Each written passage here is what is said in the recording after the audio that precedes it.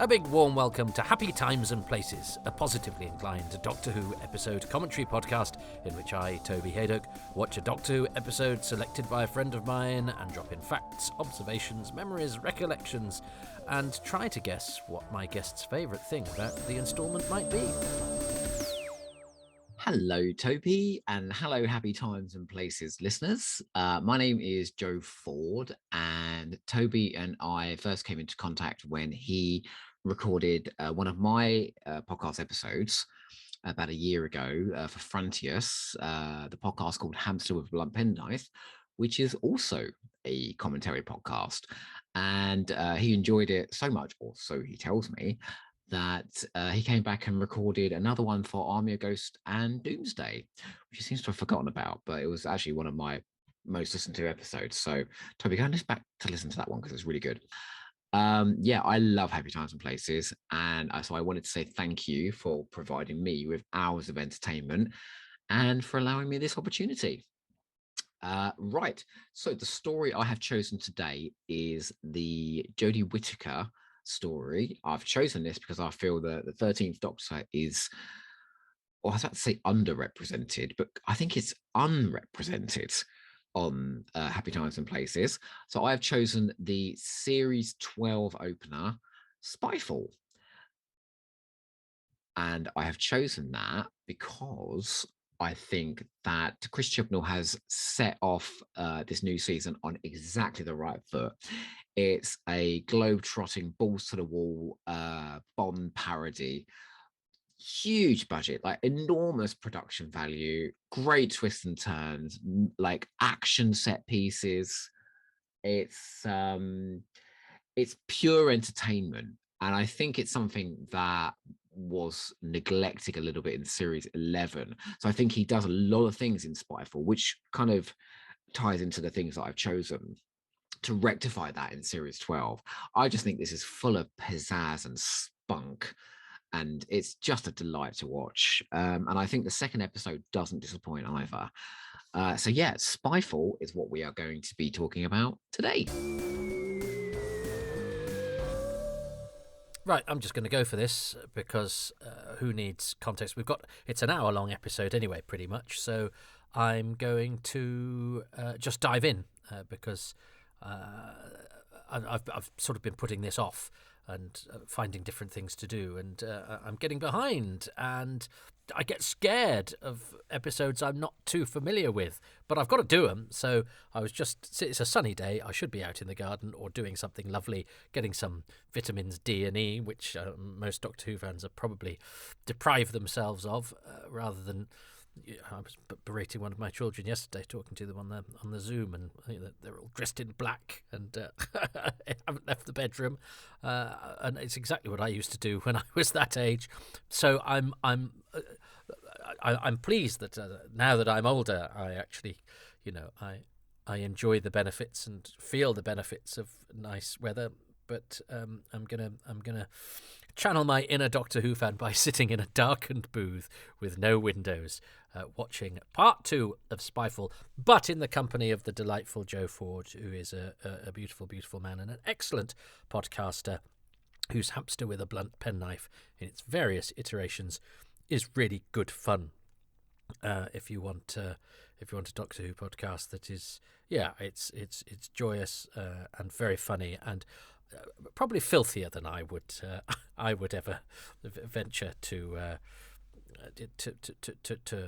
be in any of my broadcasting about Doctor Who, and indeed at the dinner table, or indeed anywhere. But anyway, the BBC iPlayer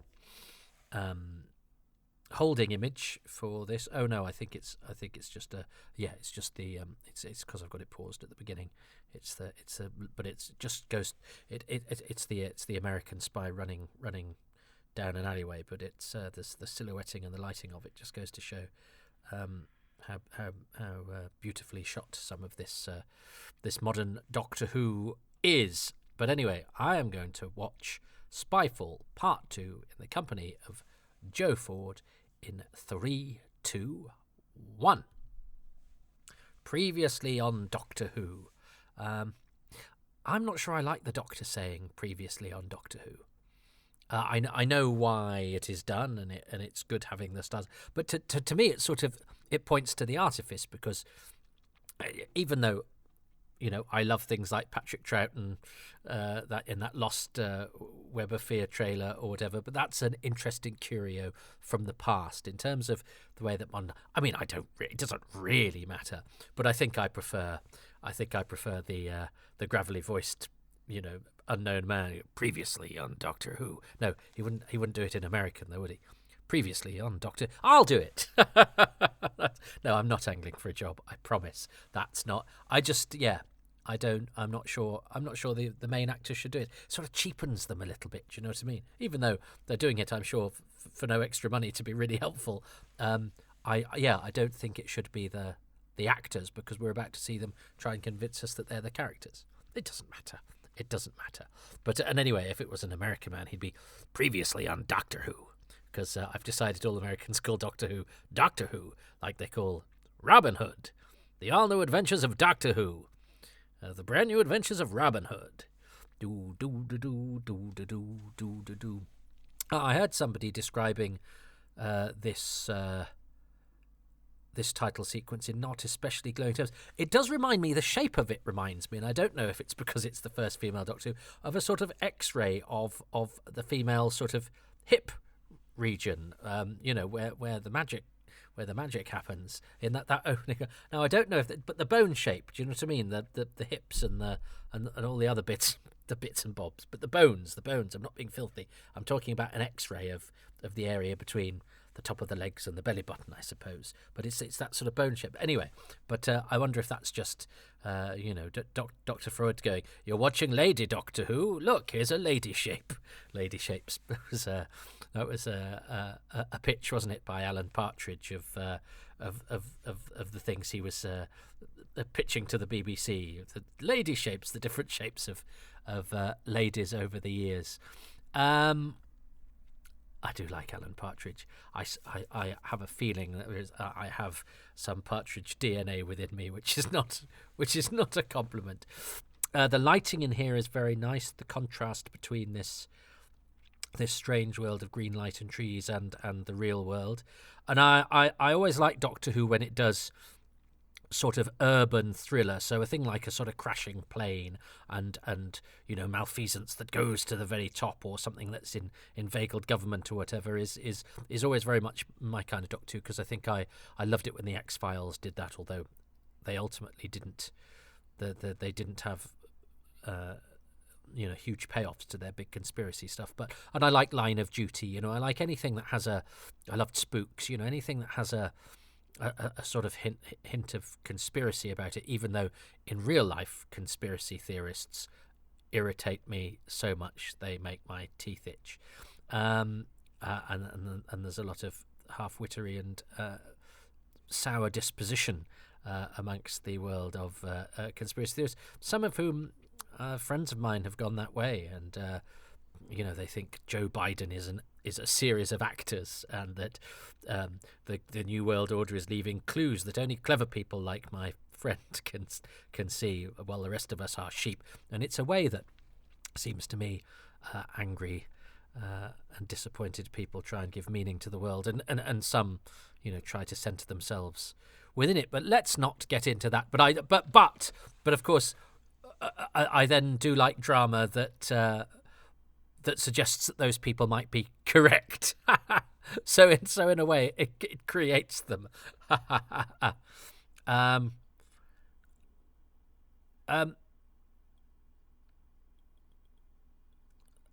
Yeah, you see, I don't find this very funny, but there we go. I know what it's aiming for, but I just don't find it funny. And humour is taste, isn't it? But what I do like is that there's an attempt at the companions, with the help of the Doctor, coming up with an inventive way to get out of the problem. That's a really Doctor Who-y thing to do, and it's a well staged sequence in that respect. and it's certainly not in one bound they're free. You know, there's they have to work really hard in order not to die. But I don't think the comedy's very well judged or very well played in it, if I'm honest. But sorry, everybody. Sorry, Joe. So here we are. Yeah, so here we are in a sort of dream world of very tall trees or mummified spiders' legs or whatever it is. And again, and so here we have now. I have to confess, I didn't know who Ada Lovelace was. So here's Doctor Who doing what Doctor Who should do, which is introducing us to historical characters. And of course, how appropriate that, I mean, in this we have Ada Lovelace, and well, we'll get to her when we meet her later on, but we have two important female historical characters, and that's obviously not an accidental decision. Now, male Doctor Who's have met male historical characters in the past, but this seems somehow to have more import to it, and I'm not complaining about that. It feels to me that this new Doctor, this first, as far as we know at this point, female Doctor, having some sort of kinship with these two historical figures that she meets in this, I think is a nice use of the female Doctor, and as I say, I didn't really know anything about Ada Lovelace, so I'm quite pleased about that. I like the I still like the white silhouettes, but I find a lot of talking in weird realms or dreamscapes, or separate dimensions. They leave me a bit cold because people are just sort of standing around chatting. I do find a lot of standing around chatting in this era, and standing around chatting, and chat can be good. I love a bit of chat when it's good chat. Three angry people in a boardroom chatting at high volume, calling each other bastards, and I love it. If it's in the 1970s and they're all swigging whiskey from a decanter and smoking and getting cross with each other, love all of that. So maybe that's just my conditioning. That's what drama is, because I grew up in a TV landscape dominated by middle-aged men shouting at each other. Maybe that's I've got sort of Stockholm syndrome. You need to manacle me to a radiator and have lots of slightly sweaty middle-aged actors talking about business. We could change that to a ministry as well. I mean, I used to get very excited watching Doomwatch when people would shout at each other. I watched some of it again recently, and it really hasn't aged well, and particularly the masculinity in me, which weirdly because Doctor Who, doesn't have, that sort of grown-up masculinity in it, but it's written for kids, whereas Doomwatch was written for grown-ups. Of course, and I know that's all. Things have aged differently and dated differently. But when I was at university and I saw people yelling at each other whilst dressed in 70s clothes, it all felt pretty cool watching Doomwatch when I was when I was 18, 19, when I'd been used to the sort of slightly, pitched slightly younger Doctor Who boardroom tone, But I watched some Doomwatch recently, and it was... you could smell the high karate and you could feel the nylon, but you could also, there was an acrid stink of misogyny, and that's not a word I throw about too often. And I tend to think we need to be a bit kinder to the past, or at least more understanding, or at least get over it because it's the past. But actually, when you see stuff like that, you go, oh no, I can see why residues of that might still kind of permeate the way that we frame things. So yeah, it was a bit of a rude awakening was Doomwatch, but I still have affection for it, and I dreamed of being John Ridge. Yes, because he was so cool, and anyway, and he's always terrible. He's a terrible, terrible person. Anyway, I get cross about this now. Because this actor is not credited, and he is a speaking actor. This actor is not credited, and he is a speaking actor. No, nor is this actor. This actor is because he's called Andrew Piper, although he's credited as Andrew Pipe. And the only way I know that is because he's on Twitter and he did a screen grab of himself appearing in the episode. So why is he credited but the previous three are not? It's not like they're doing sort of walk-on three kind of one line here or there. I think they're genuinely, proper hired actors who've been uncredited by a mistake. But because we don't see the paperwork these days, because there's not a... But I've not seen a Doctor Who archive, or it's too late for the complete histories, that I don't know who those actors are, and I think that's a terrible shame. And you look on TARDIS Wiki and things like that, they're not there because the way that we get information now is very different. But I think now that credits move so quickly and that actors get paid so poorly and don't get the same sort of residuals they used to get, the very least they can get is credit on an episode where they have been hired to play a speaking part, because actors are different from extras, and there's big processes that we go through to get jobs, and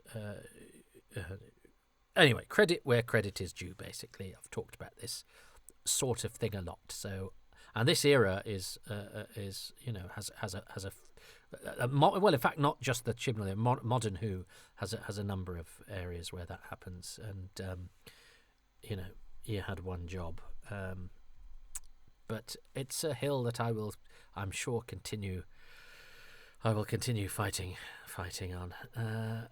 No, you die on a hill, don't you? Don't fight on it. Yeah, no, me, I'll die on it anyway. Just nobody will notice.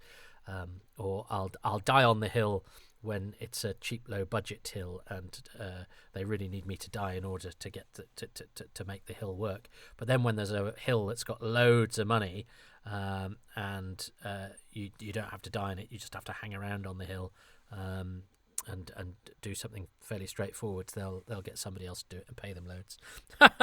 Sorry, see, nothing is out of context. I'm a bit cross about something today. I'm barely talking about. So I like all of this. The airfield gives it a sense of time and place. You get a real feel about what Lenny Henry's character is up to, and his influence, and it explains about the plane.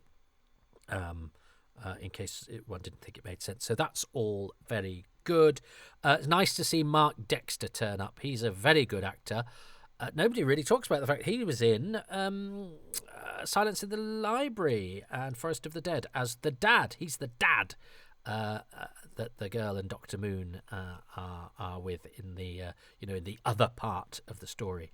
And he's a great actor, Mark Dexter. He's been around a long time and he's in loads of things. And he's not doing much in this scene, but he's totally engaged with it. He's a bit like the Joker, isn't he? I think that's what Sacha Dhawan is channeling here. I mean, this is horrible, and it's supposed to be, and it's pretty nasty, isn't it? He's really dangerous and quite vicious. Which is a kind of new reading of the Master. We know the Master has been cruel and callous, but there's a real dangerous edge. I'm not sure I like it, but that is the sort of point. But I think I think with the previous Masters, well, certainly with this is horrible. You see, this is really cruel, and the Doctor is never cruel or cowardly. But I don't think Doctor Who is often cruel and cowardly, and this is where I think, and this is because I'm not quite sure, because I think sometimes my objections are contradictory, so we all have to sort of then go back and say, well, are things a matter of taste? That's a really cruel and horrible moment, and I think there's something about the cruelty of it that seems slightly undoctor. It's a bit like the kind of Eric Sayward way of going, we're grown up by doing stuff that is, deliberately grim. But then again, I like Doctor Who when it's grim, and I did find this uncomfortable to watch, and maybe that's the point. It is really an uncomfortable scene, but I can see what they're trying to do with the Master to make him really sort of dangerous and unhinged and psychotic, and a real psychopath. I thought Mrs. psychopathic nature, though, had a sort of Time Lordy, slightly zany edge to it that was no less real. But this is really, I mean, he does a great job. It's odd. I'm not sure where I am with this, and that's fine. I love that Doctor Who makes me think and makes me question myself, and you know, there is a duality to our enjoyment of the show, isn't it? Is that I sort of like it when it's nasty and violent sometimes, and you know, the Hinchcliffe era is amongst the most violent and most nasty, but it's always got that sort of sardonic humour and muscular intelligence running through it as well. But I mean, as an announcement for this new Master, this is, you know, the face-off between, and it's hard because this is now the, you know, 1, 2. We'll count the 2 decayed Masters as the same, 1, 3, 4, 5. So you know, this is the 6th, maybe even 7th Master that we've had. Another line for the big inventor guy who doesn't get a credit. You know, you can't just have somebody. Gone are the days where, you know, Anthony Ainley was obviously there to sort of echo and pay tribute to Roger Delgado in a way, but I don't think you could now.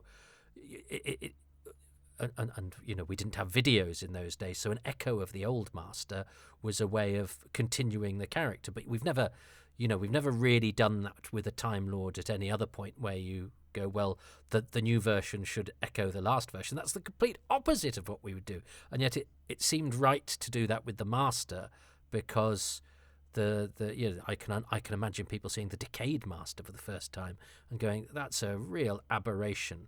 That's an unnecessary reimagining of the character made so definitive by Roger Delgado, and in rather poor taste, seeing as he's no longer with us. And yet for me it's part of the rich tapestry of Doctor Who history because it happened before I was born. But yes, the idea that you would have a new regeneration of the Master that was now aping a much-loved actor who was no longer available for whatever reason is to squander an opportunity of what you do with a Time Lord, is that you go, well, no, it's a new version of that character. They've still got to have the same characteristic. It's the Doctor. They've got to be exciting and fun and adventurous and have a moral core. And if it's the Master, they have to be nasty and scary and up to diabolical schemes. But then how do we present that? So there's no wrong or right way of doing the Master, so long as you fit within the Master's modus operandi. So for Sacha Dhawan to make, to do the interpretation that he does, I think is a really excellent interpretation. But I find that scene uncomfortable. But maybe I'm supposed to. But it is quite sadistic, and quite that bit where, you know, he looks like he's going to spare the person, then casually kills them. It's really grim, and I would absolutely lap that up in other eras. So, you know, I've got to look to myself on that one. It means I've talked through the bit where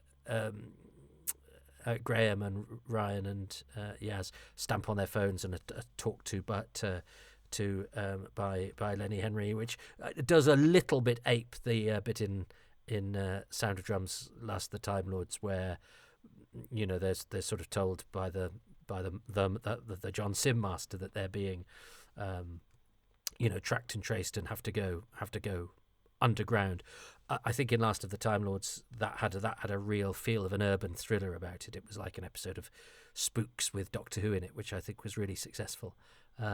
This, like quite a lot actually of this episode, feels to me like it does seem to me that Chris Chibnall has gone, oh well, they did that in an old episode, so I'll do that. It'll work just as well, and it doesn't, because it's not done as well, and because it's already been done before. Anyway, that's not what That's not. This is nice. This I like the candlelight here. The color scheme is very, very nice. I looked up the actress playing Ada, who's not done a massive amount, but she's in a band. But this is a really nice showcase part for her, which you would have expected, wouldn't you? A young actress playing such a key part. Like I talked about this in House of Via Diodati, where the young cast haven't gone on to be the next Felicity Jones or Carey Mulligan or Andrew Garfield. It just goes to show how Doctor Who back in those days just seemed to be, hitting all of the right notes. And there's nothing wrong with an young actress being given a break playing Ada Lovelace in Doctor Who and not becoming next year's Oscar nominee. And I'm sure she's working hard and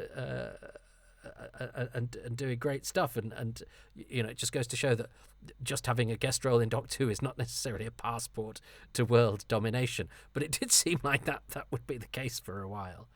Mark Dexter's been around a long time, but he never seems to quite age. But he's perfect casting for this sort of thing. I do like period Doctor Who. I liked Ada Lovelace with the machine gun, by the way. That was good fun. And it's good that she, took it upon herself to help the Doctor in that situation. See, now I like all of this scaffolding and these barriers. This sort of, again, this feels like urban underground. Nice. I assume that's a crane shot. You probably do that with a drone now. Do they have drones? They don't know. So this is a nice atmospheric setting. Unfortunately, everyone now just sits around and talks, and I find there's a lot of this. I mean, there's a similar scene, isn't there, in The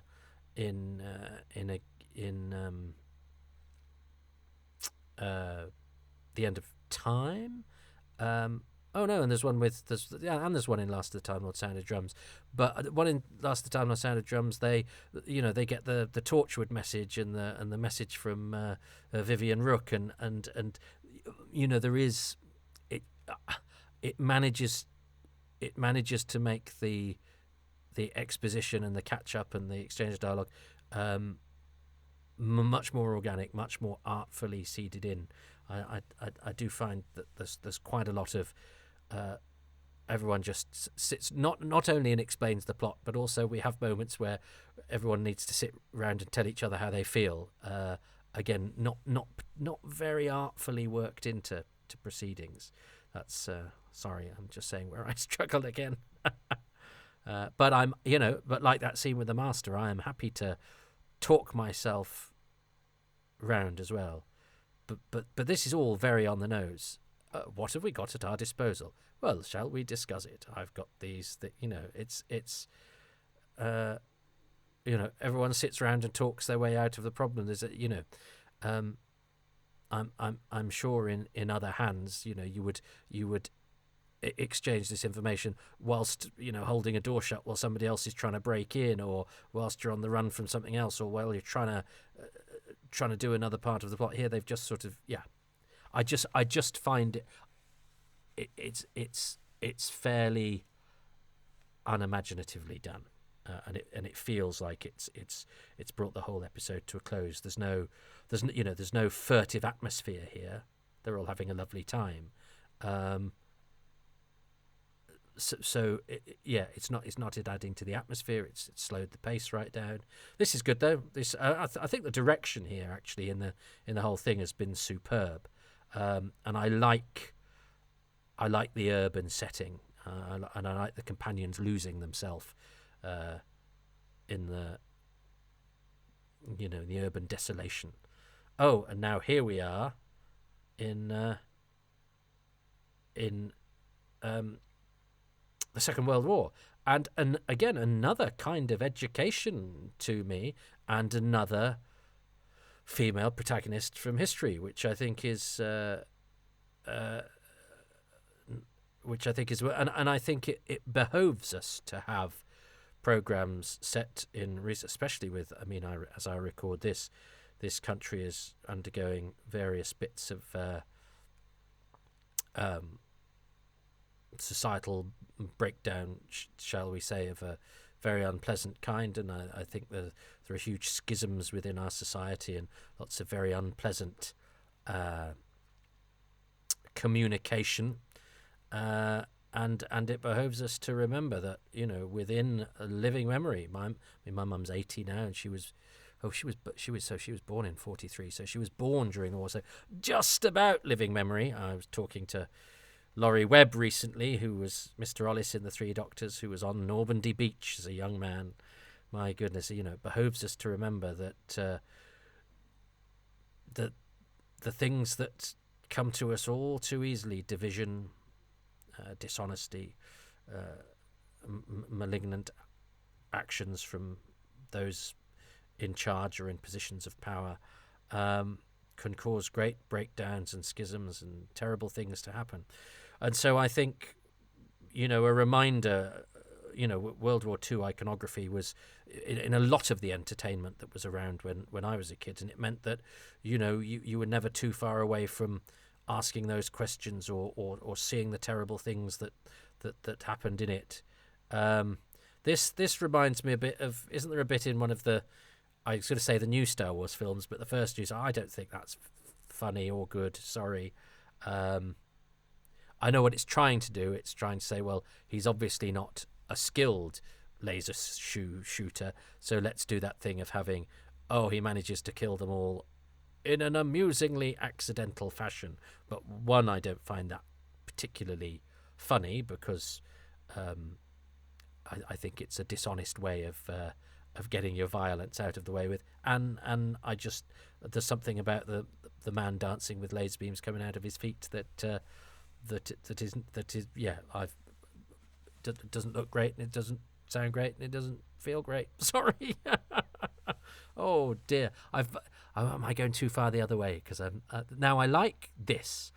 I find this really compelling. I think it's really.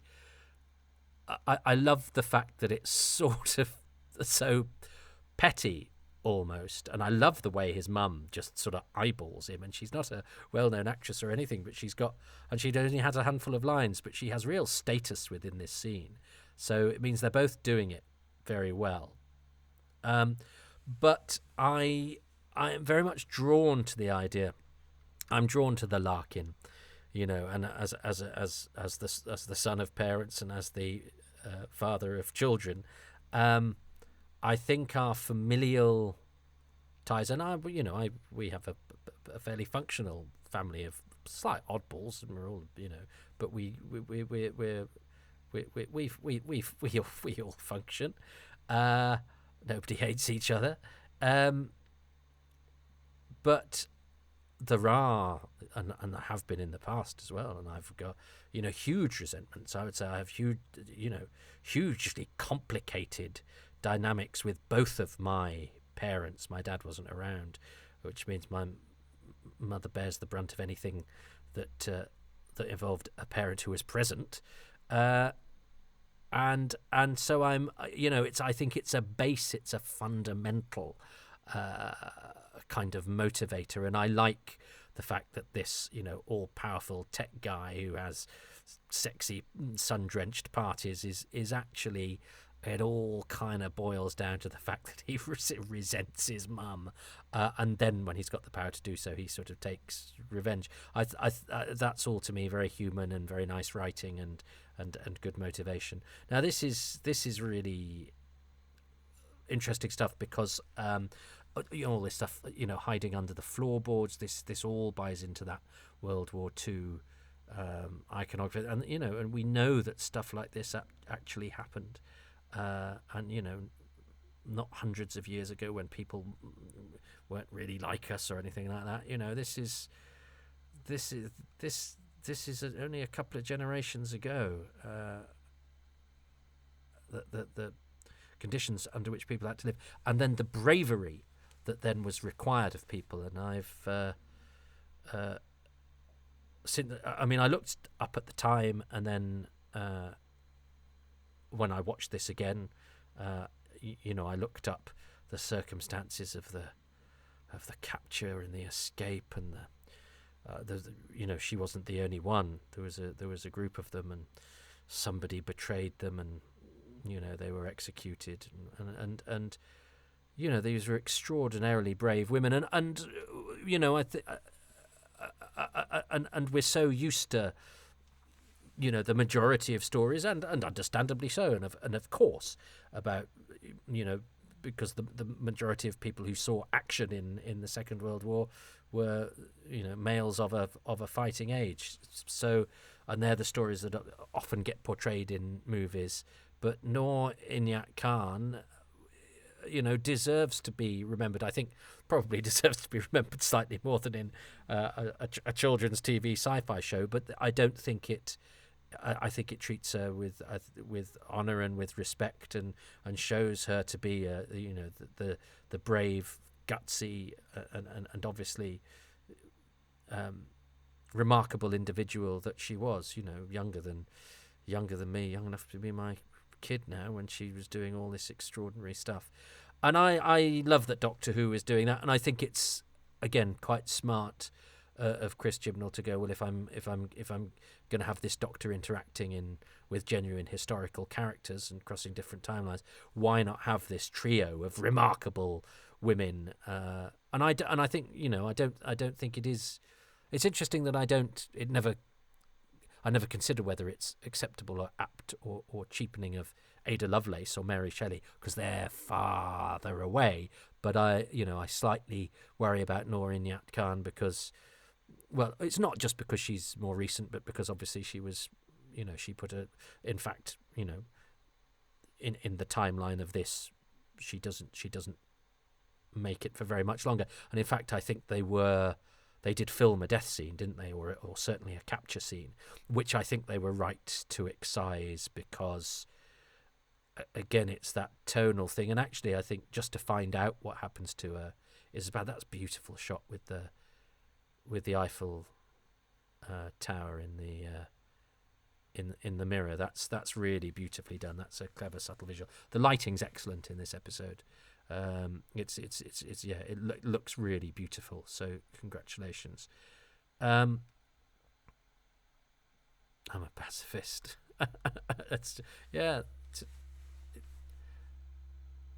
Is the Doctor a pacifist though? And again, this is slightly Chibnall to me. Well, I'll just say I'm a pacifist, even though we know that the Doctor, even though I like to think of the Doctor as somebody that doesn't kill and that for whom violence is never the answer, the Doctor does, and violence sometimes is. And I sometimes think more right-wing commentators than I had a very interesting chat with Tim Stanley when I was preparing the Newsnight piece, and he made a very convincing case for Doctor Who not being a lefty pacifist and for actually being an adventure in the mould of early 20th century, sort of Victorian British Empire heroes. And that's because Tim. That's very much the sort of stuff that Tim Stanley identifies with. I more identify with hippy drippy, peaceful people, but yet and all of that, and like to consider, think being pacifist is being decent, but actually, as the Dominator shows,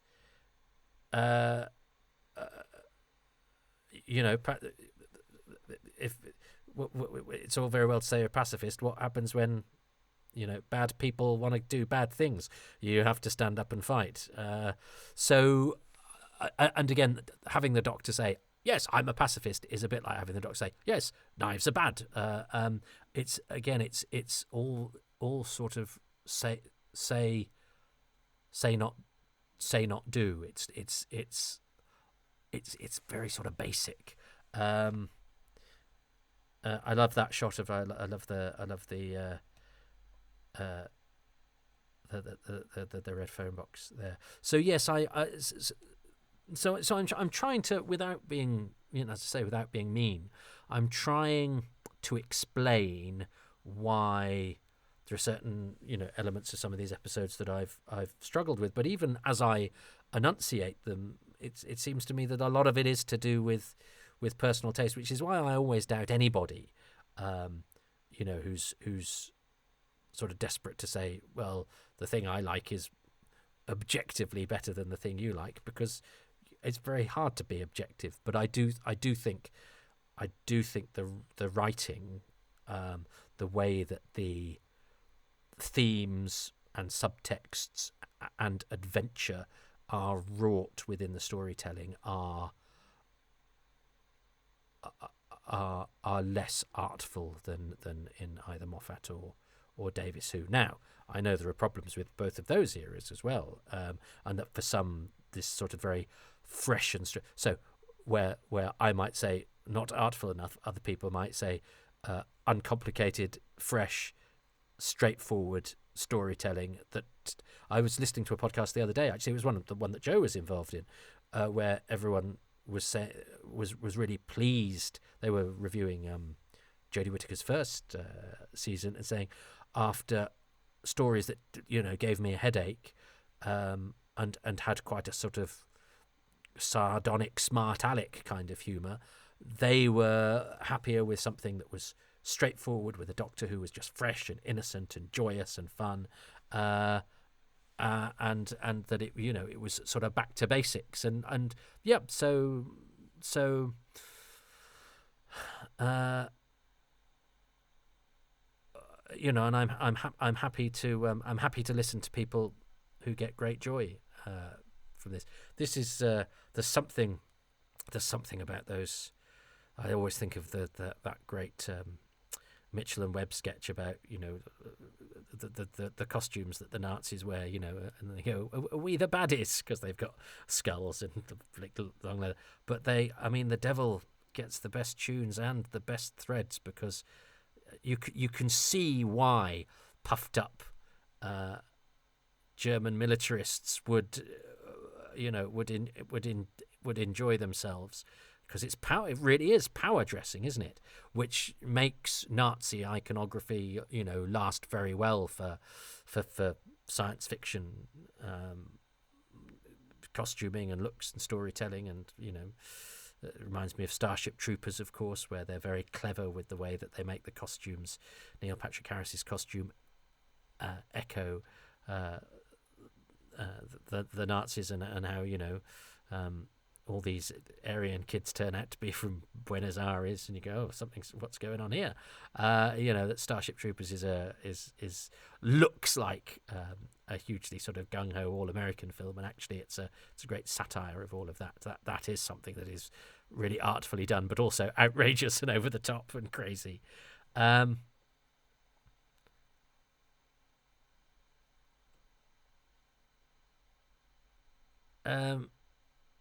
But yeah, he's got a real edge, hasn't he, Sacha Dhawan? And the master as Nazi is not too big a leap. That's another great visual. Yeah, poor Lenny Henry's mum's dead. Taking it out on the parent. I saw Tosin Cole recently in Supercell, which is a current series on Netflix, and he's excellent in it.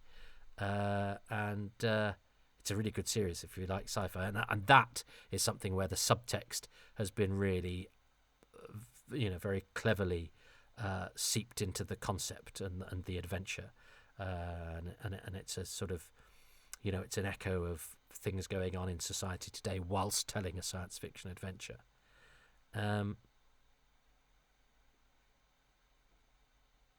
I like Lenny Henry's costume too, and the fact that he's that it's all into. I wonder how this will look in the future, because of course I love the fact that it's it's all there's sort of internet, and he's a tech guy and all of that, because tech and internet is all sort of big now. But this will, of course, elements will look quaint in the future. This isn't a criticism, by the way, but we have no idea what people looking back will go, oh, did they really think that? Or, they thought that was all well and funky, and it's all a bit old hat, And that's the lovely thing about the fact that we know that we'll be watching this stuff in 20, 30 years' time, more than we'll be watching, other programs, even programs that have been bigger hits, and they will live again in different ways.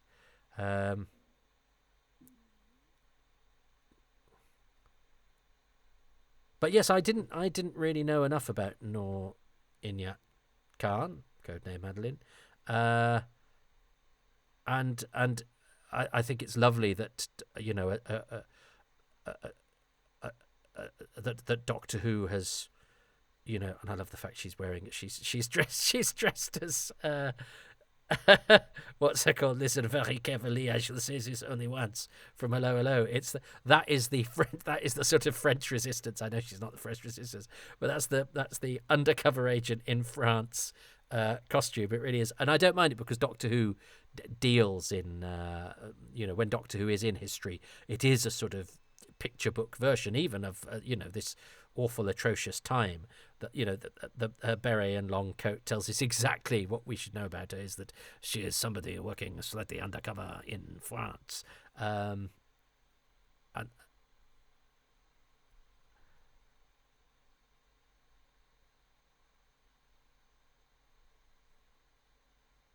Heartron Energy from the Deadly Assassin. Deadly Assassin is lurking on my list. I might do that. Might do that next. Let's see.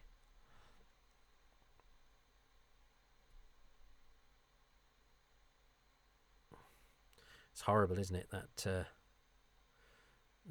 the swastika and the Nazi symbols there, but they do automatically make us feel, these aren't metaphors anymore. This is the actual Nazism, and we know what that stands for, and it's a pretty bold thing to be invoking. You've got to be very careful when you're dealing with metaphorical Nazis is one thing, but actual ones from history is you have to be very careful, because I've sometimes wondered. I wonder why Doctor Who didn't do World War II particularly often, and that's because you have to be careful with stuff that is within living memory. As of course if they'd done a Second World War story. Now, yes, there were loads of war films around that time, particularly in the 50s and 60s and 70s, but they were largely made by the people that had experienced the war, which must have been so odd. I mean, I've been reading about Derek Newark, who's Greg Sutton in Inferno, and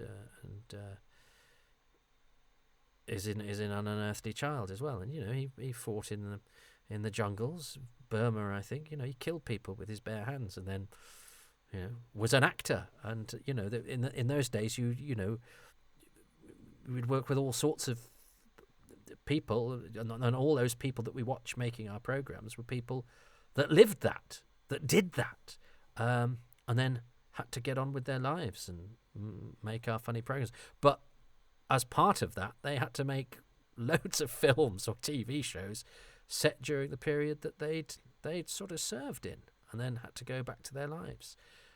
Which again is why I think we as viewers have to not be glib, and of course as program makers have to not be glib about portrayals of these times. I'm not saying that is the case here, but I think it's that's why such an obvious place to set a Doctor Who story has not actually been used. It's telling that in the war games they land in World War One, not World War Two. But you see, I think that is a massive misjudgment, and this is where we have real trickiness with how do we say that sort of colourblind casting works. So there's what they said, there's some sort of perception filter there, but then the doctor then weaponizing the master's ethnicity, but it's not ethnicity, is it? Because it's the master. How does that regeneration work? It sort of draws attention to what hopefully this casting, which is what I think Bridgerton does so well, is it sort of takes it in its stride and creates its own internal logic. It's really hard, and I don't think anyone's doing anything wrong, but it's really hard when you're doing casting to try and reflect the great variation in people, in the people who make up British society today, when telling stories of the past, or telling any sort of stories to give opportunities to to actors who might have had opportunities denied them in the past. This is all very important stuff. But then I found it a bit with Rogue, where Rogue, the Regency period, there wouldn't be that many people of color in that room. But we go, no, that's fine, because this is a reimagining of that, and that's and we just get over it. We watch as viewers, like I did when I watched the Scottish play at the Royal Shakespeare Company, and young Seawood was played by a black actor and old Seawood was played by a white actor. And I said to my school teacher, I didn't understand that. I was 12, don't cancel me. And she said, oh, it's what they do now in theatre, is that the colour of the actor is not supposed to be important. You know their father and son because they're called young Seawood and old Seawood, and actually there could be a reason for that anyway, but whatever, blah, blah, blah. And you just went, oh, okay, fine. And that's all it needed. And I went, okay, fine. But then in Rogue, we were also supposed to believe that it was a really prejudiced society where the two gay men dancing was something shocking and dodgy. And you go, so hang on. So it's society that doesn't do this thing where identity is important and difficult and problematic and has issues, but it does do this thing. And it seems to me that the rules kind of, and I think if you're just a sort of casual viewer watching, it sort of knocks you out of it slightly. And I also think it points sometimes to the difficulty of the way that we progressive liberal writers, theatre makers, television makers, or whatever, deal with this stuff, because I think it was a real misstep for the Doctor to weaponize the Master, to draw attention to the fact that we now had an actor of colour playing the Master, and so that therefore that could be something that could be used against him. I'm uncomfortable with that, and I don't think it was a particularly bright move. And again, this is where I have an issue with some of this stuff, that some of the scripting or production choices are a bit dim. I think I think destroying Gallifrey again, after. So the absence of Gallifrey was a great thing when the show was relaunched. You go, okay, so this is the show, but not as we know it, and it makes the Doctor very much an enigma, and that was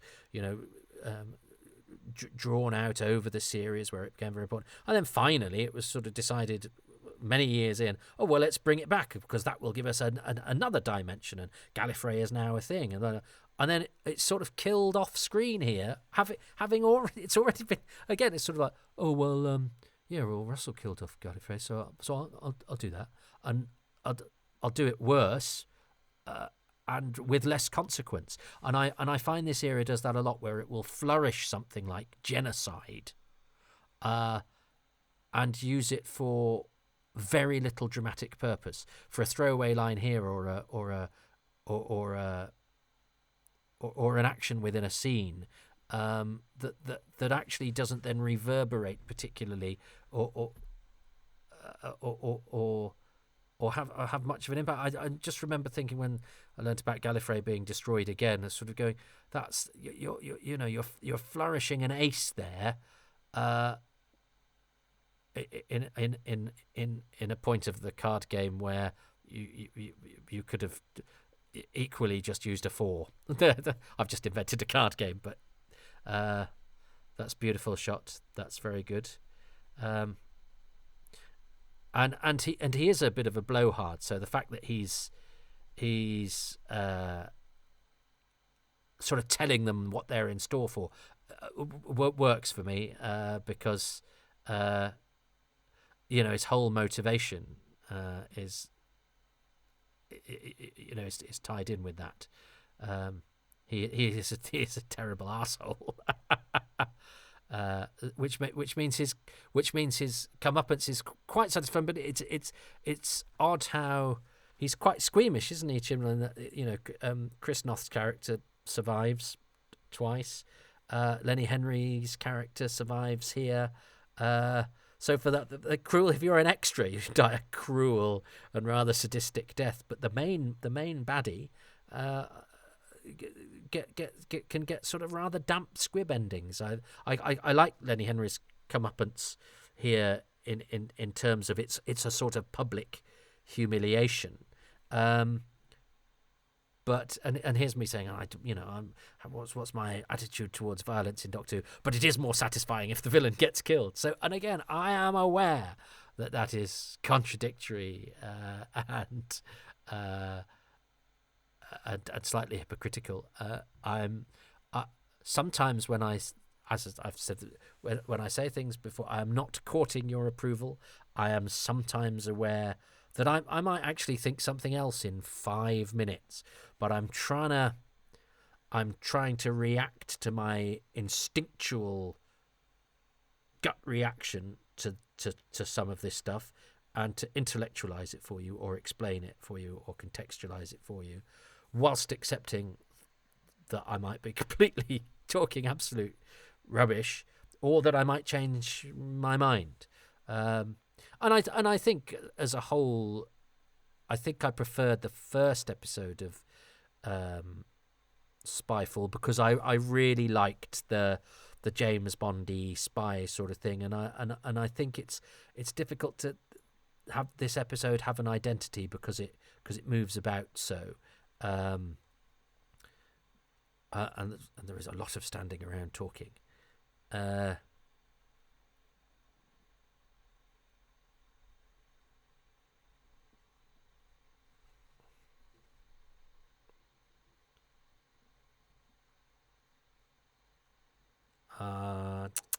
Well done, Doctor Who. You outwitted the Master. Oh,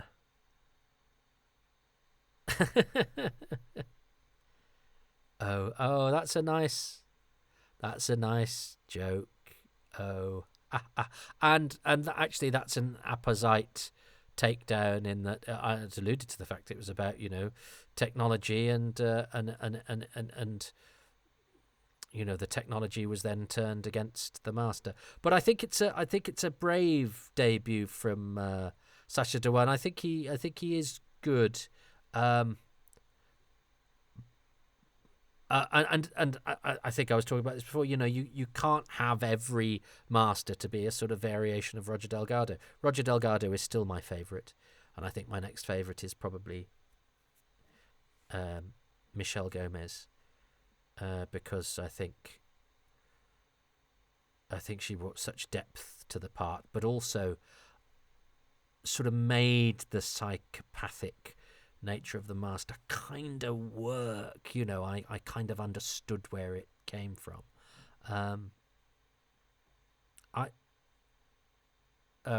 So this is where we go back, and that's quite Moffat-y, isn't it? I'm never wild about sort of Doctor Who going back in time and Bill and Tedding it. I think that's a cheating use of the time travel element of Doctor Who.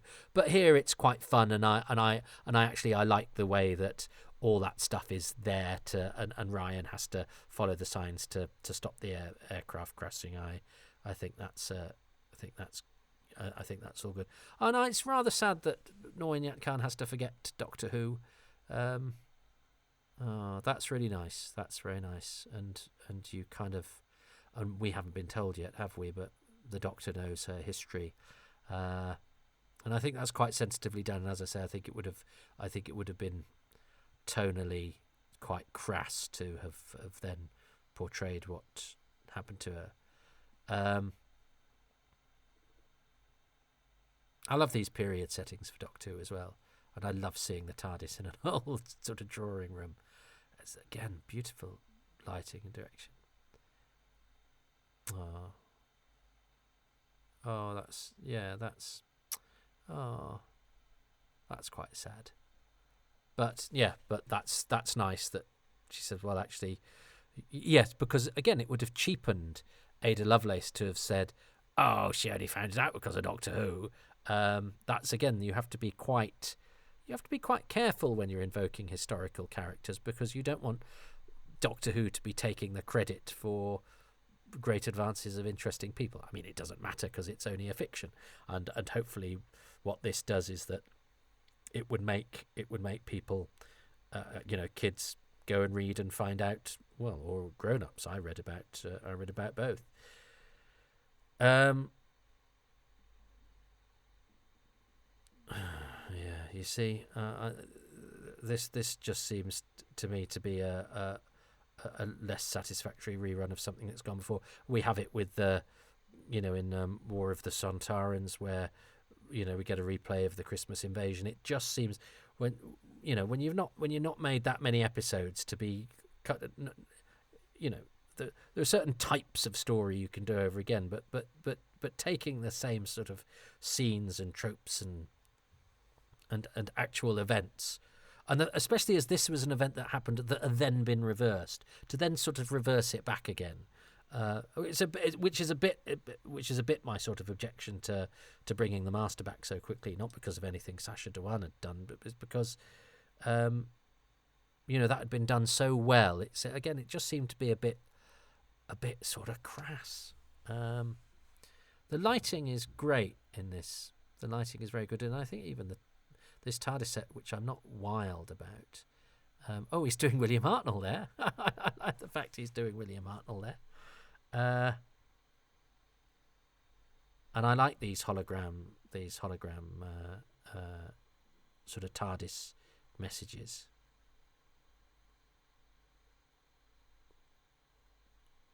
He's really psychotic. He's got a real sort of simmering. This is setting the roots for the for the timeless child and all of that, which I'm sure I will talk about if anyone chooses. Nobody's chosen those episodes yet. Look, I hope that. Yeah, I've been told that a couple of times. I've been obviously really struggling to be positive about something I might not be positive about. So that I should try and be honest. But I also know that a great number of you listen to this because you don't want to hear somebody slagging off your favourite episodes, and I totally understand that. And there are many podcasts where people are very rude about episodes of Doctor Who that I listen to and really, really enjoy. But I know that people listen to these, which are called Happy Times and Places, because I try my best to accentuate the positive where I can. But I'm not yet at the stage where I really know the Chibnall era well enough. I've seen each of the episodes a couple of times, and I've read the interviews in Doctor Who magazine. But that's kind of as far as it goes, and maybe I need to start deep diving, or if I am to have the audacity to podcast about something, I should maybe be bringing something more interesting to the table. But I wanted to have a bash because Jodie Whittaker is underrepresented here. The Chibnall era is underrepresented in these, and Joey is such a positive force. He may be well. This is maybe what I have to do with some of these, is to get somebody on who can sort of knock me out of my sort of instinctive view and offering me a perspective that makes me appreciate these shows that are clearly made by people who care and put a lot of hard work in and have a great love for Doctor Who, and as I've been recording these episodes, Jodie Whittaker and Mandip Gill are coming back to do Doctor Who for Big Finish, which I think is absolutely extraordinary. I think it's amazing what Big Finish have pulled off in terms of getting. I remember when Paul McGann will definitely never do a convention, let alone come back to Doctor Who. Christopher Eccleston will never do a convention, let alone come back to Doctor Who. Well, Tom Baker will never do an audio Doctor Who, and all of those things have happened. And then, maybe for those people for whom the TV version of this Doctor has not quite done the business. Maybe Big Finish will reframe, re-energize, reinvigorate people's appreciation, or actually invigorate this this era.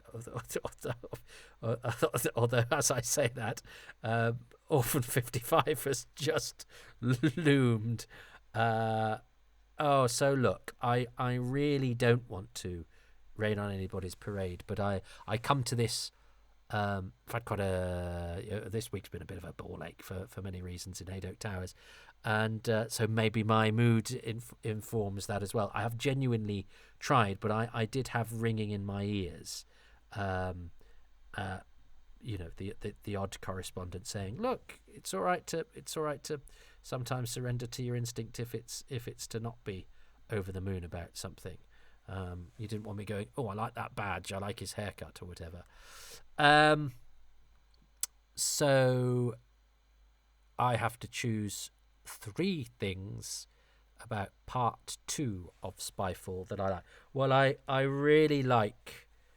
I think the direction is excellent, but it's more than that. It's the sort of the color palette, the lighting, the composition of the pictures, that beautiful reflection of the Eiffel Tower in the window, the light streaming into Norinyak Khan's room, the silhouettes of some of the characters, that Lenny Henry with the stark lights behind him, the shots in the warehouse. There's some really beautiful picture composition, but a lot of that to do with the lighting and the color grading. So whatever that is, is 1. 2, I think the fact that Jodie Whittaker, the first, canonical, well, not canonical is wrong, but the first female doctor we encountered in order in the playing the series' actual lead. It all gets complicated how we even put this stuff now, isn't it? Encounters 2 remarkable women from history, and I think both of those characters are treated with respect, and are appropriate accomplices for the Doctor in this adventure. And it's very, very. I think Jodie Whittaker did that lovely when she says "bonne chance" to Norinyak Khan, and I think the fact that the memories of the Doctor are taken away, so that those characters are still allowed to represent themselves in history. I think that's really sensitively handled and well judged, and I thought it was they were a good choice of protagonists to have in this part of the adventure. And the third thing that I really like, I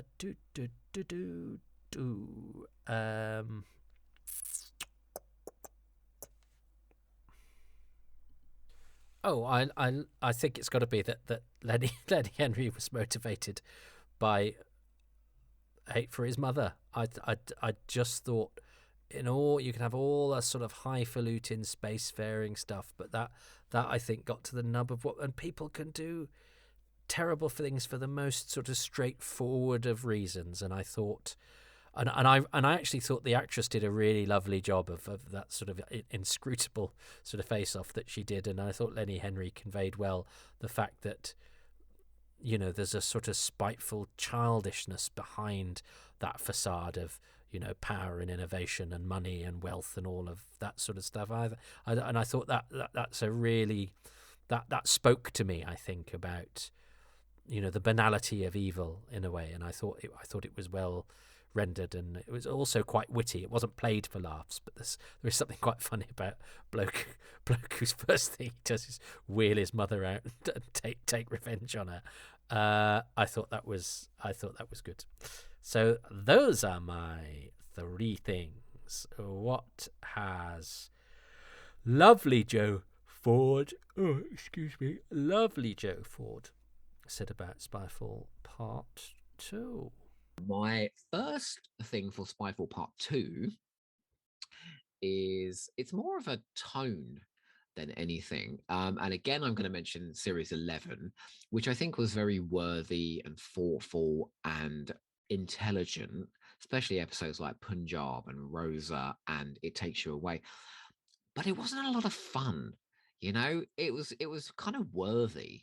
And I remember back to Chibnall writing Dinosaurs on a Spaceship and The Power of Three, and he's having so much fun. I thought that was what he was going to bring to Doctor Who. So I was quite shocked when I watched Series 11 at just how serious it was.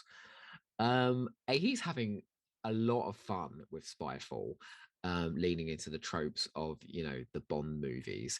And the scene I want to point out is what I've heard somebody else say on social media is the nadir of Doctor Who, and that is Graham O'Brien doing the old soft shoe shuffle with his laser shoes, taking out secret agents. I mean, that's just camp and silly. It's bloody ridiculous. I love it. Let me tell you something now.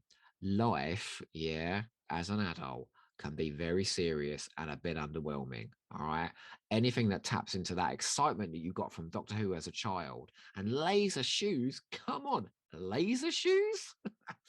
I would love to have laser shoes. I just think it's very silly.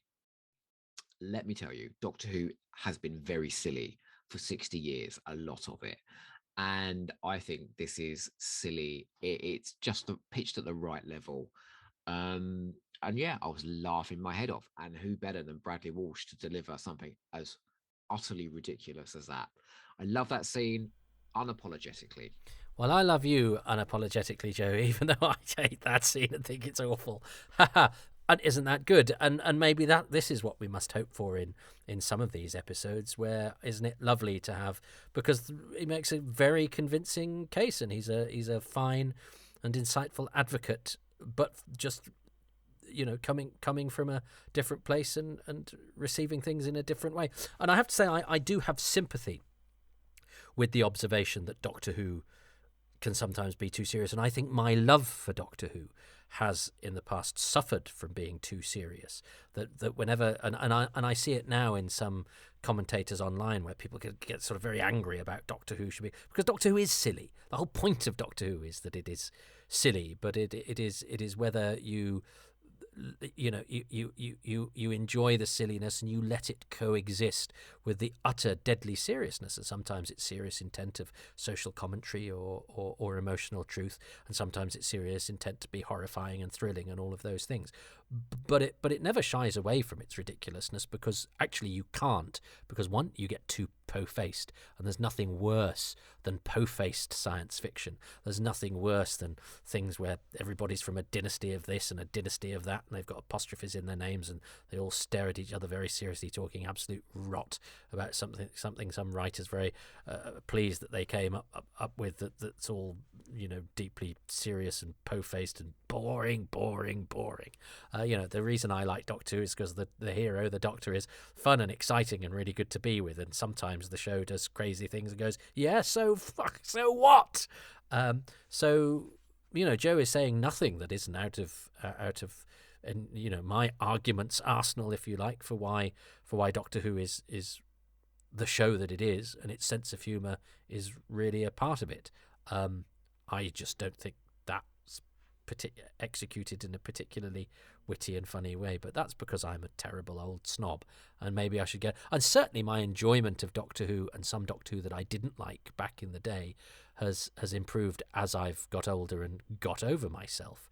And as I say, I do see some modern commentators who think, oh, especially those who are very keen to say, you missed the whole message of Doctor Who. And what they mean is that, it's a liberal show about understanding people. And that is my reading of the show. It's not the only reading of the show, but no, I guess where they're coming from.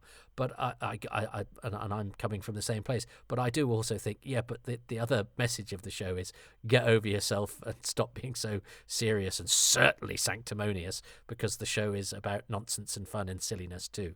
So you've used portions of my own worldview and argument to celebrate something that doesn't quite work for me. So that's got me all in a tiz, and I'm absolutely fine with that. That's good. That's good. I will leave this probably. Well, what it will mean is I will, next time I watch Spyfall, I will go in being aware that there are some bits that might work if I approach them in a different way. There will be some bits I'm sure I'll go, still don't like that bit. But it means I will go back and I will watch it and I will see new things and I will appreciate things in a different way. And some I will like more and some I will like less. And sometimes it will just depend on the mood I'm in. But that's because that's what being a Doctor Who fan is. Number 2. My next choice is slightly controversial, but let me explain myself. So I want to choose the entire sequence on top of the Eiffel Tower between the Doctor and the Master. And there's a lot going on in that scene. And I think Whittaker and Dewan have a really interesting chemistry. It's a bit violent. You know, it's the first person we've seen be like kind of really violent towards the 13th Doctor. I love the callback to Legopolis, because it really allows you to sense the weight of the Doctor Master relationship. And I really love sort of how they dance around each other. How it's shot as well is really lovely. It's like they're dancing around each other on top of the Eiffel Tower.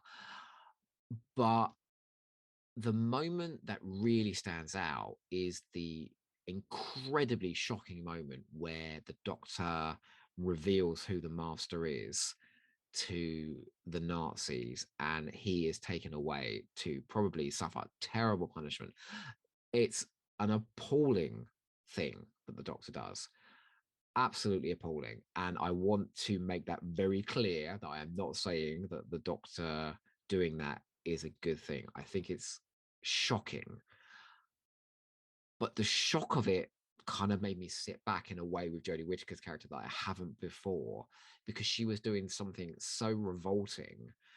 And she is a bit nicey nice at times. Certainly in series 11, there was a lot of her making her very likable, very agreeable. And I quite like it when the Doctor shocks me like that. I think it's quite an interesting thing for the writer to do. I don't agree with the Doctor strangling Perry, but it was certainly a fascinating avenue for the show to go down. I don't agree with the Doctor committing infanticide in The Runaway Bride on Christmas Day, but I think that was a very brave thing for Rusty Davies to do.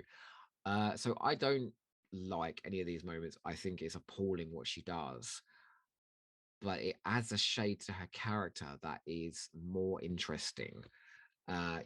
So that's a very personal one. Toby, I very much doubt that you're going to get that one, but it's essentially the Doctor being unlikable. Go figure. That's my second thing.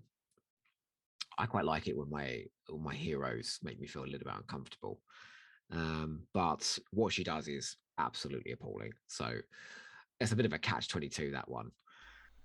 Now that's interesting, Joe, because I had a completely different reading of it, but I'm loving this because this is, I mean, one I hadn't really thought, and this is where the shortcomings of this format of broadcasting come in, because I was trying to find things interesting to say during that long scene between the Master and the Doctor on the Eiffel Tower, when it would probably be more interesting for me to shut up and listen to it and then respond to it afterwards, because there was a lot going on that I was talking over and not finding difficult to take in. And I did watch this episode in preparation for this podcast, but actually it's been a week or so, if not, and I'd remembered more the scene in The Inventors where he's shrinking people and being really, really cruel, because I think, I discussed, how uncomfortable that made me feel. But this, again, you're using my own arguments in support of something I would have argued against for different reasons, and I find that fascinating. So I'm undergoing a lot of self-examination and navel gazing here. What, Toby, in your massive monologue? Yes, what a surprise.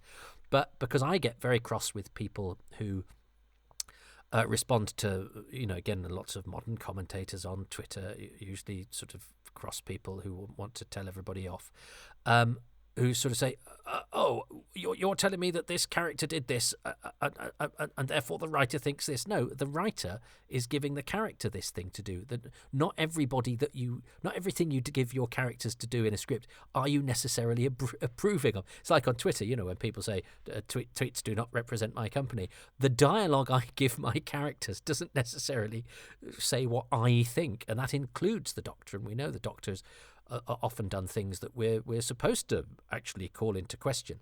So long as and if you're giving the Doctor something to do that the audience is supposed to go away and go, "Oh, that's a bit dodgy." So long as we know that the production, is raising an eyebrow, or the writer, or even the actor, but the actor has to do it more subtly because they cannot signal this, but that we know that the show isn't necessarily going, because the Doctor's doing it, it is the right thing to do.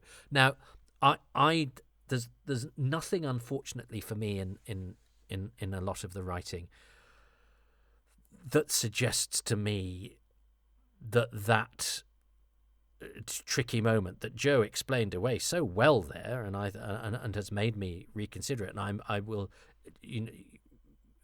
and I may be more generous to it next time I come. Sometimes, isn't it? It's all it takes is somebody to say, but what about this? It's a bit like when I don't like the paving slab bit in Love and Monsters, and then somebody said, yeah, but he's an unreliable narrator, and you go, oh yeah, why didn't I think of that I sort of did know that, because obviously of the way that it's shot and the way that it's done and all that.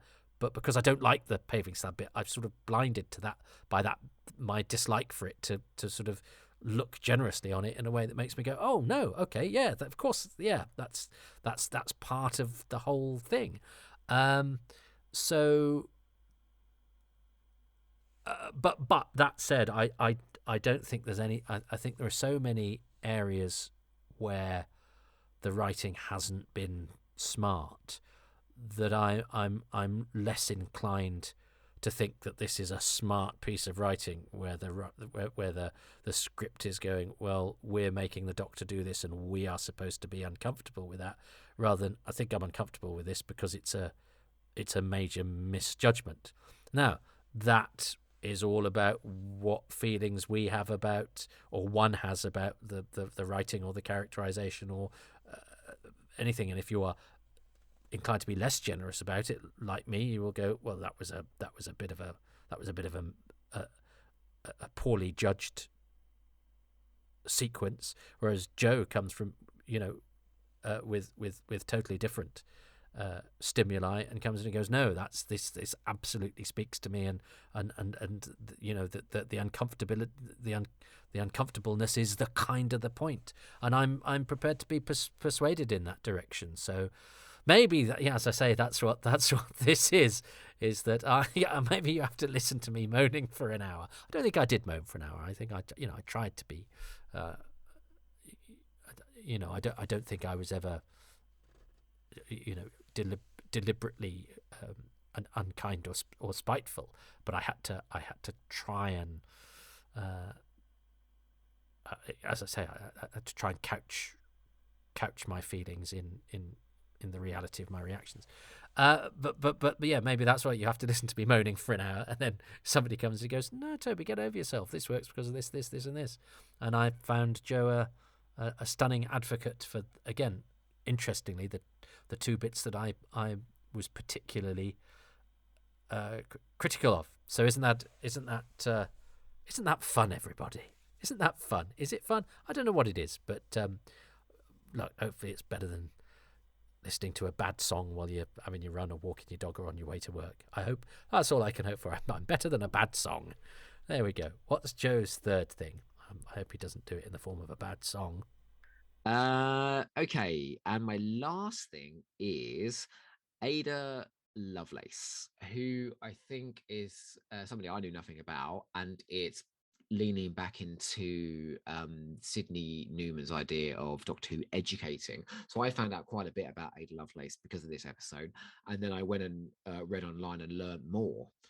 So that whole thing about kind of introducing elements of history and then giving you the opportunity to there's your proof. I actually did that with this episode.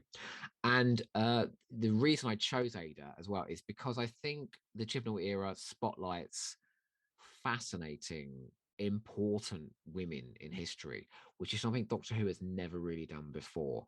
You might think that's an obvious route to go down with a female Doctor, but it means that we get scenes of, the Doctor and Ada or Rosa or any of the others that we've looked into. You get these scenes with just strong, amazing women driving the plot and being amazing, acing the Bechdel test. It's something for the show to be proud of. Not every show is achieving that. And we're learning a lot as well. And I think Ada is beautifully performed. She is extremely able. I love it when she's using the weapons against the Master in the exhibition. And I felt really sorry for her when the Doctor took her memories away. It's another one of those moments where I was a bit unsure about what the Doctor was doing, but found it quite interesting because they'd chosen to go down that route. So yeah, Ada Lovelace, great character, learned a lot. So thank you for that, Chris Chibnall. Yeah, I don't disagree with any of that, and I, in fact, I get a point for that because I think I chose Ada and Noor. Um, and I thought the the memory wiping is one of those where you do feel a bit of a sort of loss. I still hate the fact that Jamie and Zoe lose their memories at the end of the War Games, even though they've now been given back thanks to Tales from the TARDIS, which is definitely canon now because I've always wanted Jamie and Zoe to get their memories back. But there, of course, it's important. I actually saw that as a positive because it was giving her her own agency for the historical events that she then went on to, be a pioneer in. And that it wasn't that it was all down to Doctor Who, but I do love the image of her with the machine gun. I think that's great. That to me is Doctor Who. Take an historical character, particularly a sort of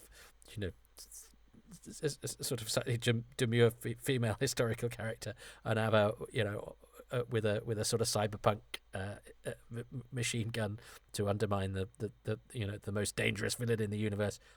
Terrific. That's very, very Doctor Who. And I think because I've always thought about this era and about the female Doctor, but I've never quite taken a step back and looked at how that was used to facilitate so many strong female characters from history, and that is something that was obviously a policy and one that was been a long time coming, but yet doesn't seem too obvious. It doesn't seem to stick out. It's like, God, someone's all bloody women or whatever, because it doesn't. And it feels appropriate for this Doctor, and yet also organic to the show. And I think that's a very impressive element, and it goes to reframe the sort of supporting characters that we have to give a lot of little girls watching, an insight into the fact that there are role models for them all through the back catalogue of history that they might not have been taught about in school or in the famous books of literature or indeed reference books, but they're there, and maybe Doctor Who's made them now slightly easier to find or slightly more likely to be learnt about, and so that's all fantastic. And I thought Joe put that very well. But I think I get a point for that. Hurrah! I mean, I haven't won or anything anywhere near, but I've just smashed the Sensorites and done very well with Ambassadors of Death. So I think I'll take a loss on. Spyfall. Joey is a lovely fella, and I'm always very pleased to hear from him. He's a very even-handed, decent-minded person who works like a dog. I mean, he does about 742,629 different podcasts. They're all really good quality, and he has absolute enthusiasm, and he gets great guests on, and he reacts with his guests very nicely. And I'll always do anything he asks me because I enjoy his company, and I enjoy what he brings to Doctor Who fandom and broadcasting. And let's see, he's looks like he's got a couple of minutes on the clock to plug whatever he's going to plug. So let's hear from him now. My last choice, my bonus choice. Oh, damn, he's chosen a bonus thing. I can never remember with the two-parters. Right? I thought it was supposed to be just 3 from each episode, but I sometimes give out the wrong information. Anyway, let me quickly think. Okay, the last one, I think, because I always love it when Doctor Who, even though Doctor Who should be timeless, it's always interesting at the time and to look back on when it taps into, something of the day. The Autons are scary now because of the concept and what they are, but they were, but at the time, there was a sudden increase in plastic, and we go, oh, let's do a plastic thing, so there are things that don't necessarily date, but yet could only have come from the time of the stories they're set. And I think the fact that the villain is tapping into the internet and data and all of that is Doctor Who doing the very, very clever thing that it often does, which is saying what's something that's prevalent right now, that's on people's minds right now, that means that Doctor Who is reacting to the world around it to tell a story that we will still be watching in 20 years' time. And I don't think it will do the story any harm whatsoever, the fact that it has that as its motivation for the villain. And actually, it will be very interesting because it will make us go, oh, God, yeah, because that was at a time when this, and this. And these days we do that, and that. And, people shouldn't be scared of the internet because of this. Or, God, if only we knew how scary the internet was going to get. So it's almost its own history lesson as our relationship evolves with it as we get further away from a story that was very much embedded in its time. And I think that's one of the great beauties of Doctor Who, in that it's of its time and it's timeless, and it can be both of those things at once. And I think having a story that played into our fears and the possibilities of despotism via the medium of cyberspace is a good one. So I wonder if Joe has chosen that. My last choice, my bonus choice, is the score by Segun Akinola.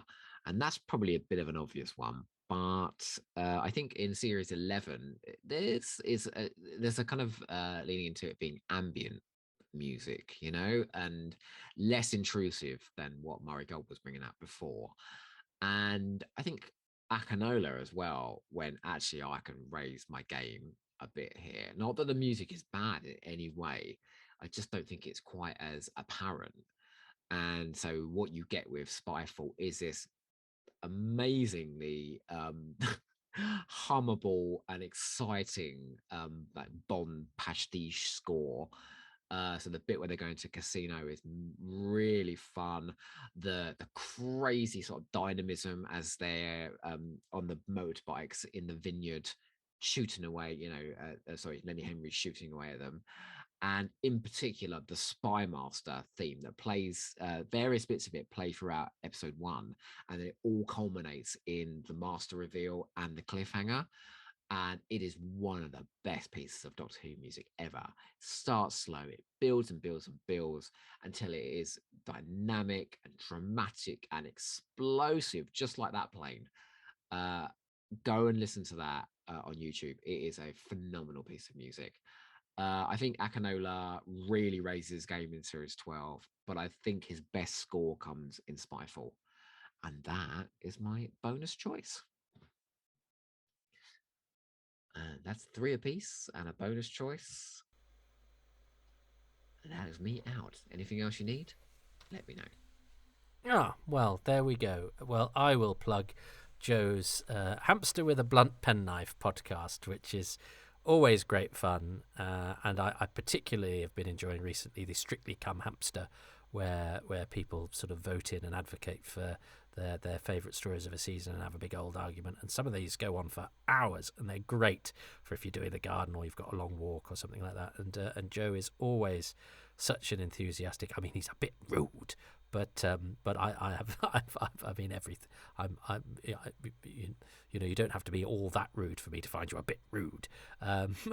But he's so disarming that even I, who has an aversion to things that are a bit rude, finds it the acceptable face of rudeness, the acceptable arse cheek of rudeness. If I was to do it in a way that's a bit rude. I will go and listen to that Sega Nakanola track because I hadn't really noticed. I've noticed the music in part one, which was a bit Bond pastiche and is good. And I like Sega Nakanola stuff. I'm a sucker for Doctor Who incidental music. I would often rather listen to that than pop. But and it's it's the soundtrack of my youth, isn't it? But I think I probably don't know the era well enough to have too many musical motifs from this era that have resonated too much with me. So that's a thing that will happen as I keep coming back and revisiting, and maybe I need to listen to the scores on their own as well. But I certainly remember in enjoying his music. I'm a Murray Gold fan too as well, though. But the freshness and change that he brought to it, but not enough to have selected it for this episode, so I resoundingly lost. But I like to think there's a little victory to be had as this podcast is now clocking into the past the hour and a half mark. That if you're a fan of the era, I hope I wasn't unnecessarily harsh on bits that you like, and I hope that maybe I've learnt to get different perspective via Joe towards the end. I hope so. I don't know. I certainly always go into these things with positive intent. I know that people who make television programs work very hard and only want to entertain us, and that there are a lot of very skilled and talented people involved in making Doctor Who in every era, including this one. So I would never, I never want to denigrate the work of others as well. But I have to try and be honest about how I reacted. Have reacted to these episodes. But I hated the Happiness Patrol until probably about the year 2000, and now I absolutely love it. So any criticism I have of any Doctor Who must be borne in mind for the fact that I will still watch this more than I will read Thomas Hardy or in fact do anything. It's all within a context of I love everything with the Doctor Who logo on it because it pulls me and it pushes me and it entertains me and it infuriates me, but I'm fascinated by it and I'll change my mind on it and I'll keep coming back to it and engage with it. I will always be engaged. I will never be a passive viewer of Doctor Who, and this is part of my process. I hope that in the process I've provided you with, if not insight, I hope entertainment, and certainly not, I hope, annoyance. And and I thank you for listening to this rare foray for me into the Jodie Whittaker era of Doctor Who. How exciting that she's going to have another stab at the role with Mandip Gill, who I think is great, in Big Finish. And I wonder what the audio medium and different writers will bring to these Doctors, because Big Finish has these characters in this era, because Big Finish has a habit of shining different lights on different on eras and characters that we're familiar with, and exposing all sorts of strengths and intriguing ways of telling those stories and framing those characters in that era, which are often very, very beneficial. So hurrah. And thanks for sticking with this, and I will look forward to the next time I broadcast to you, but I will be on safer ground for me. I'm going to go, I think, don't hold me to this, but I think I'm going to go and hit a bit of the Deadly Assassin, which is a story that has been revalued a bit lately. I get the sense that some people are quite cool on it. I absolutely love it, and I'm sure that will shine through in my biased broadcasting. But it's simply because I'm more familiar with it, so I think it will be less stumbly, and I will have more things to grasp and to discuss. But anyway, thanks for listening to this. I suppose what that means is that in 10 years' time I can revisit all of these when I've watched Spyfall another 20 times and can quote from it and tell you all sorts of facts about the actors. But I'm not there yet. But anyway, thanks so much for listening, and I will speak to you on the next episode of Happy Times and Places. But for now, cue titles. Thanks very much for listening to Happy Times and Places, which is presented by me, Toby Hadoke, and my special guest this time around, who is Joe Ford, who can be found on Twitter at DocOho.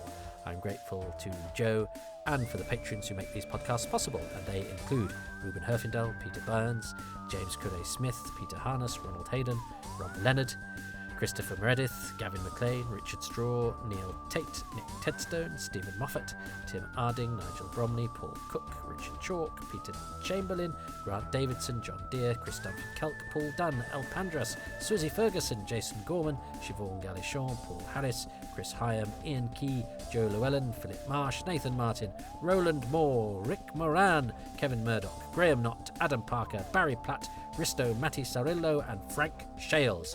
The music is by Dave Gates and the artwork by Dylan Patterson. If you would like to become a patron, you can do so by going to patreon.com/Toby Hadoke, where for as little as £3 a month you get advance releases, bonus material, 3 releases a week, plus picture of my dog on a Tuesday, and all sorts of other bits and bobs, including your own exclusive podcast, Far Too Much Information, monthly AMAs, and pictures and footage and bits and bobs from behind the scenes of the various Blu-ray and DVD extras that I do, as well as other things that I may get from my archive or some interviews with people involved in the show that I don't put out here. That's all for, as I say, as little as £3 a month, and you could get a 10% discount on that, or indeed any of the tiers, if you sign up for a year in one go. You can also do one-off donations if that's what you'd prefer to do without getting tied into any sort of commitment at kofi.com/Toby Hadoke.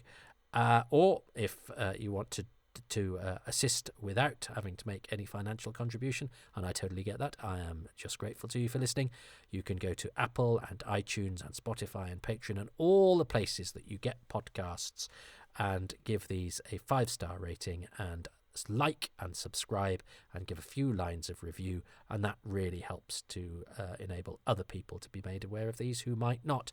These are also now uploaded automatically onto YouTube, so subscribe to my YouTube channel, Toby Hadoke, easy to find, and maybe watch them and give them a thumbs up and all that sort of thing. And again, any comments really help on the YouTube versions. There's no video, it's just a sort of placeholder, and the audio goes there, but it's another way of digesting my output. God, don't like the sound of that. Would you like to digest my output? Oh dear. I'm on all the social medias at Hadoke Podcasts on Twitter/X, at Toby Hadoke if you want to know more about me than the podcasts, because I'm a working circuit comedian. I'm also a writer and an actor, and there's more to me than just Doctor Who, but some people just want to know about Doctor Who, and that's fine. But if you want to know about the other stuff that I do, at Toby Hadoke on Twitter/X, also at Toby.Hadoke on Instagram, and I have a Facebook page as well.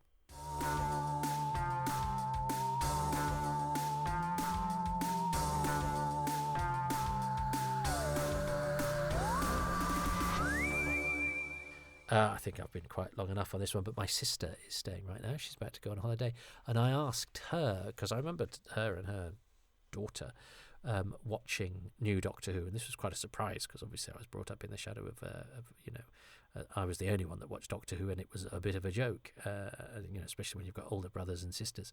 But even my cool uncle from London, who worked in the media, watched Doctor Who when it came back, and they all loved it, and they were all big watchers of David Tennant and Catherine Tate, etc.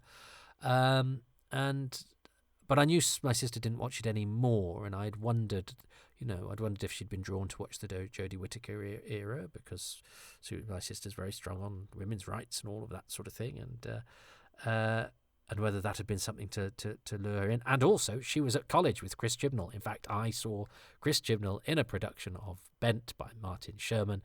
The costumes were designed by my sister. I must still have the programme somewhere. So I'd always remembered his name. He played the lead.